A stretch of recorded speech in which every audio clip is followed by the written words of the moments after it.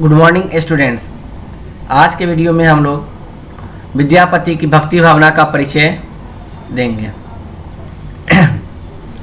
आदिकाल के कालजयी मैथिल कोकिल रस सिद्ध कवि जन के कंठाहार रसिक राज कवि का नाम ही विद्यापति है। आधुनिक काल का इन्हें जयदेव कहा जाता है।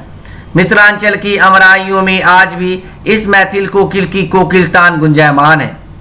ये उच्च कोटि के कवि ही नहीं, उच्च कोटि के भक्त भी हैं। इनकी भक्ति को किसी विशेष परिधि में नहीं बांधा जा सकता। शैव की दृष्टि में जहाँ ये उच्च कोटि के शैव हैं, वही वैष्णव की दृष्टि में ये उच्च कोटि के वैष्णव भी, और शाक्त की दृष्टि में उच्च कोटि के शाक्त भी।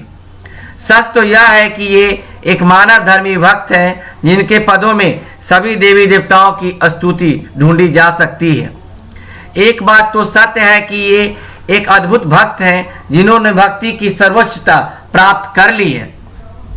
प्रस्तुत पद इनकी इसी सर्वोच्चता को प्रकाशित करती है। भक्त शिरोमणि विद्यापति जी अपने आराध्य माधव के सानिध्य को प्राप्त कर चुके हैं। कवि भक्ति की उस सीमा को चूम चुके हैं जहां से पूरा संसार माधवमय दिखाई पड़ता है। हम किसी के समीप पहुंचकर ही उसके गुण अवगुण का अनुभव कर सकते हैं। कभी भी भगवान के उस सानिध्य को प्राप्त कर चुके हैं जहां से उन्हें भगवान के गुण अवगुण की अनुभूति हो रही है।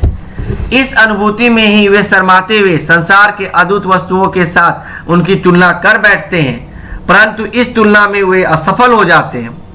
भगवान की तुलना वे चंदन से करते हैं तो उनमें चंदन की शीतलता और सुगंध तो पाते हैं, किंतु काष्ठता नहीं। चंद्रमा से तुलना करते हैं तो उनमें चंद्रमा की सुकलता तो पाते हैं, किंतु कृष्णता नहीं। उनमें मणि की उजाला तो पाते हैं, किंतु पहनता नहीं। कदली की पवित्रता तो पाते हैं, लेकिन उसका बौनापन नहीं। इस प्रकार कवि यह स्वीकार करते हैं, तो हर सरिस एक तो ही माधव मन होई छे अनुमाने। यहाँ कवि की एक निष्ठ भक्ति की झलक दिखाई पड़ती है। इनके श्रेष्ठ इष्ट वही हैं जिन्हें वेदों में नेति नीति कहा जाता है।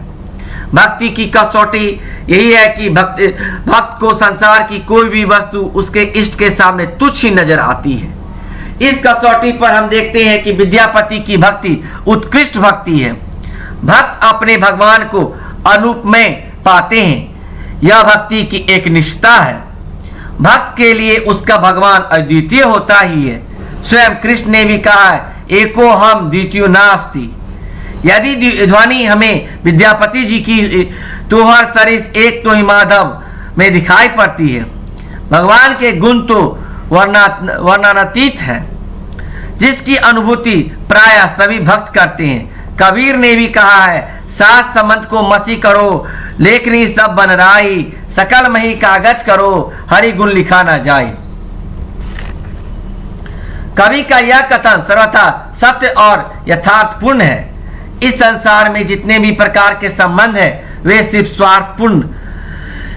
स्वार्थपूर्ण इमारत पर ही टिका होता है। मनुष्य के अपने व्यक्तिगत जीवन में उससे जितने भी संबंधित लोग हैं, खास तौर पर परिवार के लोग, सदस्य, मित्र आदि, एक निश्चित सीमा तक ही उस मनुष्य का साथ देते हैं। मनुष्य अकेला ही अपने माँ के गर्भ से जन्म लेता है और अकेला ही इस संसार से विदा हो जाता है। मर जाने के बाद भी उसके परिवारगण शमशान घाट तक ही ज्यादा से ज्यादा साथ देते हैं। वहां से भी वो विमुख हो जाते हैं, क्योंकि अपने जीवन काल में मनुष्य जितने प्रकार का संबंध बनाता है, वे सभी संबंधित तथा वह स्वयं भी प्रत्यक्ष अप्रत्यक्ष अनभिज्ञता या अज्ञानता का अपनी आप स्वार्थ सिद्धि के लिए एक दूसरे के प्रति दया, निष्ठा आदि का भाव रखते हैं, किंतु एक ही सच्चा संबंध होता है, वह है भक्त और भगवान का, जो इस धरती पर रहता है या इस धरती से बाहर जाने पर भी उन दोनों के बीच वह संबंध बना रहता है। वह एक अटूट रिश्ता होता है। निष्कर्ष हम कह सकते हैं कि विद्यापति जी की भक्ति एक निष्ठा ही नहीं, अद्भुत भी है। इनकी भक्ति की उत्कृष्टता आज भी अछूता है और अस्मरणीय है। धन्यवाद।